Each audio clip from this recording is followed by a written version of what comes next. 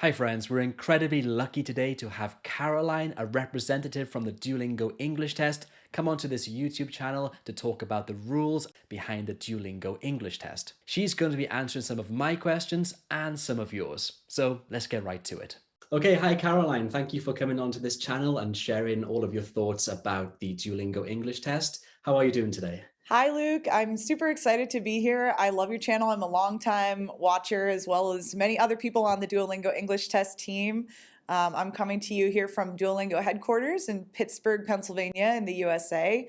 And hi, test takers. I'm excited to talk to you guys about rules and requirements and help you get ready to test your best. Yeah, exactly. Today's video is all about the rules and requirements to help you to avoid getting uncertified, which is really important because actually when you take the Duolingo test, you as the test taker is in control. It's your responsibility to make sure you follow the rules correctly. Yes, and I think one thing to remember is not to be stressed because if you are genuinely taking the test honestly and you're following all those rules and requirements, it is very possible to get a certified result. We certify a great number of tests every day. So don't worry if you are honestly taking the test as yourself and doing your best to follow those rules and requirements, you will be able to get a certified result. Yeah, exactly. And we will jump into some questions I have for you, Caroline, and also some questions from different test takers. But before we do that, would you like to introduce yourself and what you do at Duolingo? Sure. So again, my name is Caroline. I work here at Duolingo in Pittsburgh, and I work on the Duolingo English test team, of course. And I work specifically on test taker relations. So I work on things like our social media accounts. I help to write a lot of the test readiness guide, if you're familiar with that. And I also do things like run our student advisory group and conduct user research to really hear the voice of test takers and make sure that's heard on our team. So that's what I do here. And I'm very excited again to be on YouTube because I know that many test takers use YouTube to get ready for the test. And especially with creators like Teacher Luke who are making lots and lots of resources for you guys. So yeah, that's what I do. Excellent. And you also are going to head the YouTube channel for Duolingo Test, right? Yes, I am really excited to start creating YouTube videos on our own channel over on Duolingo English Test. So go subscribe to our channel, and maybe one day we'll see Luke over there on our channel. Excellent. Yeah, I'll definitely put a link to that below so everyone can find it easily. Okay, Great. so shall we jump into these questions? Yeah. So the first one I have is about the test rules, obviously. Where can students learn about the rules and requirements? Yeah, this is a great question. So, I mentioned a bit earlier, I worked on the test readiness guide, which you can find at englishtest.duolingo.com/readiness. This is a free resource if you don't know about it that lives on our website, and it has a lot of details about the rules and requirements. And it's easy to find in the table of contents where you can look up those rules and requirements. So I would start there. The other really great resource that's on our website is our frequently asked questions section. And we actually have a great article in the FAQ that's called 4 Tips to Get Your Test Certified. So make sure to read that because it does cover a lot of the commonly broken rules and how to avoid them. And Luke and I will talk a little bit about those rules as well in this video, but if you want to read an article, that's where you can find it. And the last thing I'll say is you can always ask our support team if you have questions. They're here to help you. And even if you haven't taken the test yet, you can reach out to them via email or on the chat button on our website, and you can ask those clarifying questions that you have and get a good answer. And that's a great way to be ready when the test begins. And finally, once you're ready to take the test, the setup of the test will actually remind you of those rules and requirements. So you will have it in top of your mind when you're taking the test. Yeah, great. I actually think that the help button or the chat button on the website is a really great feature, and I often direct students to that chat feature. Thanks. Yeah, that's a great way to get instant support and responses, and they can ask, or students, you can ask clarifying questions there. Yeah, excellent. So there are quite a few rules that students have to follow when they're taking the test. And a lot of students get a bit worried about breaking them accidentally. So if a student does break a rule accidentally, what is the result? This is a great question. And also, we understand that breaking rules accidentally does happen. This is a brand new type of test format in the last couple of years that's entirely administered online. And that requires a new set of rules and requirements that students might not be familiar with. So, we do know that it occasionally does happen that you may accidentally break a rule. If you do accidentally break a rule and your test is not certified, you will receive an explanation of what happens. So you can find that logged in on your test taker homepage, and you will also get an email detailing what rule was broken and why the test was not certified. So depending on what that rule is and what the circumstances are, you may be offered a chance to test again. So an example is like if your mom comes in and asks if you want dinner, that is obviously not a malicious rule breaking incident. That is an accident that happened, and you may be offered a chance to test again. On the other hand, if you have a constant interruption or someone who's clearly in the room with you for the whole test or someone who's helping you, then in that case, you may not be offered the chance to test again. So it really depends on the specific circumstances.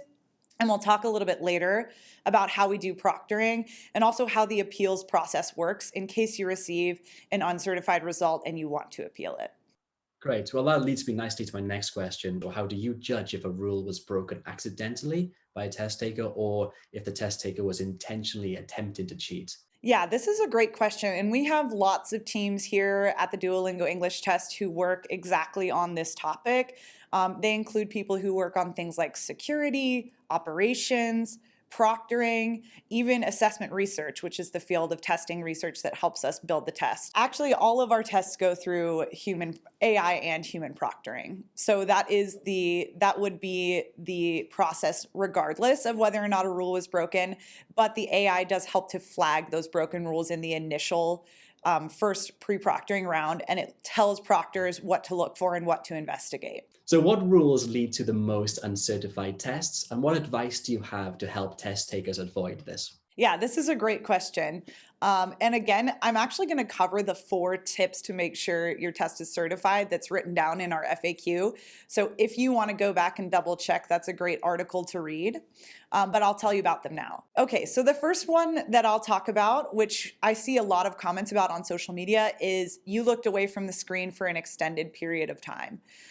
Again, I understand that this one might be something that feels unnatural to test takers, but it's really important to make sure that your testing environment is secure because we can't see anything except you looking at the test. So we need you to be focusing on the test as much as you possibly can. So one question we see a lot is, if I look down to type, will my test be uncertified? And the answer to that is probably not. If you're looking down very occasionally to type, we understand that that's a natural action you're going to take. It sort of depends on how frequently you're doing it and how much you look down. So especially in questions where you're not typing, like questions where you're speaking, make sure you're making direct eye contact with your web camera and keeping your focus on that test at all times.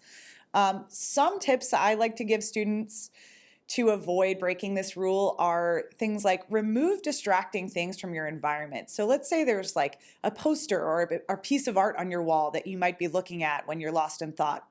Make sure you just have a calm, clean environment around you, and you will be less likely to get distracted. So yes, in order to get your test certified, it is really important to try to keep your eyes focused on the test for the entirety of the 1 hour that the test takes. So another common rule that's broken is that we could not verify the security of your environment because a software was detected to be running at the same time that you're taking the Duolingo English test. So it's really important that when you're ready to take the test, you make sure to close all programs on your computer. So think about things like browsers, close your Chrome, close your Firefox, close your Safari. Think about messaging and chat software, close your Skype, and also think about things like screen sharing or teamwork. Those are programs that are absolutely not allowed. So anything like AnyDesk or TeamViewer, make sure all of that is shut down and not running. On Windows, make sure those programs are not appearing in your bottom bar. And on Mac, make sure that there's no dot under the program that indicates it's running. Even if you're not using that program, if it is running in the background on your computer, that can result in an uncertified test. So make sure that everything is closed and you are only on the Duolingo English Test desktop app. Another one is that someone was detected in the room while you were testing. Again, it goes without saying that no one can help you with your test. You have to do this on your own with no outside resources or help from anyone else. So just again, make sure that you make it clear to your family members, your roommates, whoever might be sharing your space, that they absolutely cannot enter the testing area at any time. You can even print or make a sign to put on your door and just really remind them that this will result in an uncertified test and it could sort of jeopardize your chances here. So make sure that everybody knows to leave you alone, and make sure that you really do have that private, quiet space. It doesn't have to be in your house, but it does need to be a room that is able to be private and have no interruptions from the outside. Also, for this one, it's best to put your phone or smartwatch or any other connected devices even in a separate room, just so that you're not tempted to look at them, so that we don't hear them ringing in the background of your recording. Just make sure to put those devices away. Another one we'll talk about is that it appears you are reading a written response during your speaking answers, and we receive many questions about this rule. This rule is really about the fact that the Duolingo English test is a test of your natural English speaking capabilities. So you want to answer each question as authentically and as naturally as possible. Even if you've practiced doing speaking questions before with different prompts, you want to really make sure you're paying attention to what the topic is that's asked of you and that you're really responding to that topic. So you want to speak conversationally, naturally. You don't want to appear as though you are reading or speaking something that's been rehearsed in advance, because that can also result in an uncertified test. So when you see those speaking prompts, really think about the question and think about what you actually have to say. It's better to speak naturally than it is to do sort of a rehearsed response there. Okay, great.